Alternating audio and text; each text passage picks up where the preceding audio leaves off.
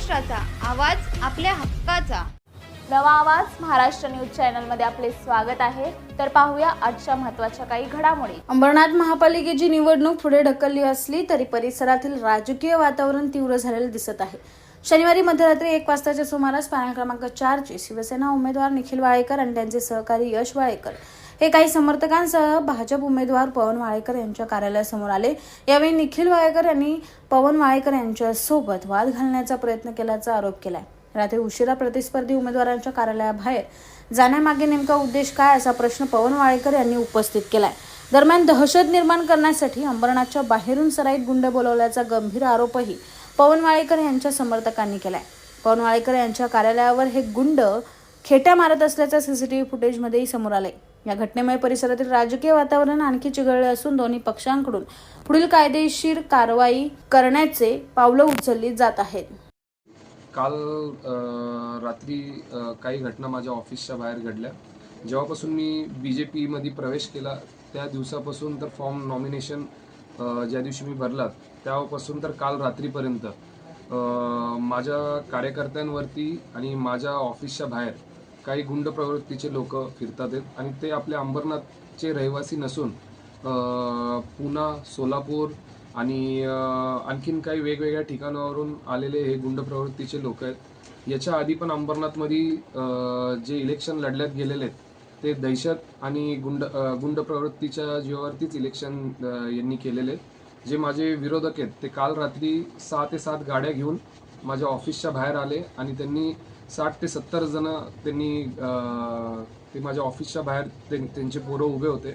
मग मी CCTV मध्ये बघितल्यावरती मी बाहेर गेलो तर मग मी त्यांच्याकडे मी गेलो.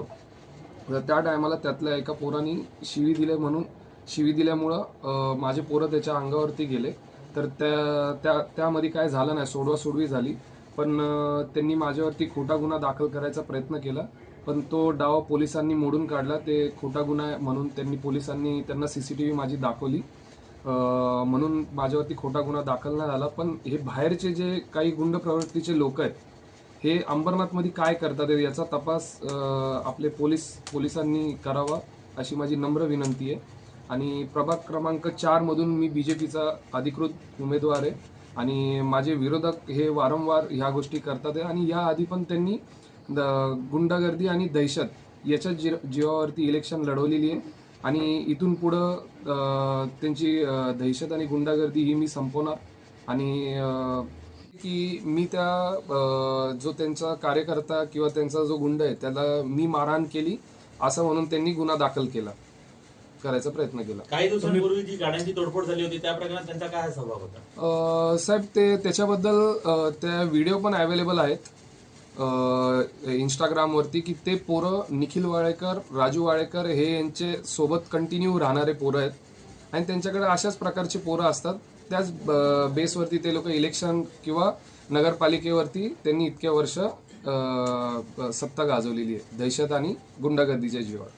ज्या गाड्या वापरल्यात गेल्या होत्या त्यातल्या ज्या बाहेरच्या गाड्या होत्या MH12 YS 3617 आणि MH12 VN9912 ह्या गाड्या बाहेरच्या होत्या आणि बाकी अंबरनाथच्याच काही गाड्या होत्या.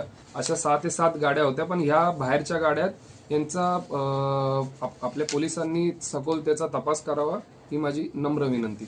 या संदर्भात काही पत्रव्यवहार केला आहे का? नाही, आता इथं याच्यानंतर आमचा पक्ष आणि मी स्वतः आम्ही पत्रव्यवहार करणार आहे. पुढच्या संदर्भात आम्ही तुम्हाला टाइम टू टाइम आम्ही माहिती देऊ आम्ही काय याच्यावरती पाऊल उचलणार आहे. क्रमांक 4 मधून मी अधिकृत BJPचा उमेदवार आहे. माझे विरोधक आजपर्यंत दहशत आणि गुंडागर्दीच्या जीवावरतीच इलेक्शन त्यांनी लढवलेली आहे आणि हा डाव मी आणि माझे सहकार्य BJPचे सगळे सहकार्य आम्ही मोडून काढू आणि इथून पुढे अंबरनाथमध्ये भयमुक्त इलेक्शन आणि गुंडागर्दीमुक्त इलेक्शन आम्ही करू आणि अंबरनाथमध्ये आम्ही विकासाच्या आणि डेव्हलपमेंटच्या बेसवरती आम्ही जनतेची सेवा आणि निवडणूक लढू. इस बड़े डिजिटल दुनिया में हर बिजनेस की एक कहानी है जो सुनाई जानी बाकी है. THRM में हम आपके डिजिटल सपनों को हकीकत में बदलते हैं. सोशल मीडिया से लेकर वेबसाइट्स तक, एसईओ से लेकर गूगल माई बिजनेस तक हम आपकी ऑनलाइन प्रेजेंस मैनेज करते हैं, वो भी ऐसे प्राइसेस में जो आपकी जेब पर भारी ना पड़े। उल्लासनगर से लेकर फोर्ट मुंबई तक हम आपके डिजिटल सफर में आपका साथ देंगे।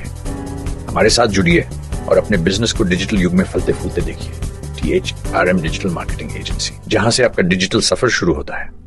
बातम्या पाहण्यासाठी चॅनलला सबस्क्राईब करा, बेल आयकॉनवर क्लिक करा आणि रहा सतत अपडेट। तुमच्या परिसरातील काही घडामोडी किंवा समस्या असतील तर आमच्या वृत्तवाहिनीला संपर्क करा आणि तसेच सतत अपडेट राहण्यासाठी आमच्या वृत्तवाहिनीला सबस्क्राईब करा आणि बेल आयकॉन दाबायला विसरू नका।